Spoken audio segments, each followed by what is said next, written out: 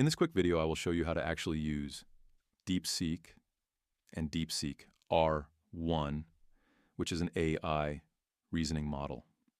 I'm going to show you, and it rivals OpenAI model called O1. Now, O1 was the first reasoning model that was released from OpenAI, the creators of ChatGPT. It's available right now only to paid users, and they have a version of it that's $200 a month. If you want unlimited access to this O1 model, which is what I actually pay for right now. Deepseek is free to use. You could even download it and install it locally on your computer, and you could use it on their website. This is from a Chinese startup, and it just got released about a few days ago here. So if you go to deepseek.com, you'll see this option right here, Start Now. Free access to Deepseek V3, and then Deepseek R1 is going to be available here too. I created my account here for free. And right over here, I could actually start a chat with Deepseek. And if you've used ChatGPT, this works exactly the same way. You type in your question or your prompt over here, and then you're going to go ahead and send it out. If you want to use the R1 reasoning model, that is this one right here, it says DeepThink R1.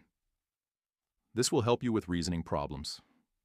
Now, I'm going to give it this prompt that's going to require some thinking.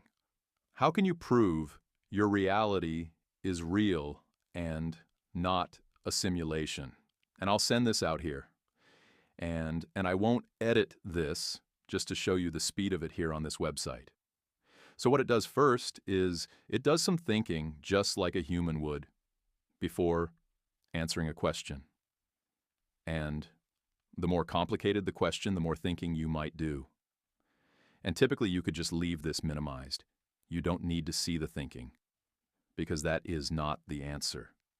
But if you open it up, you could actually go through and see how it's thinking through the problem.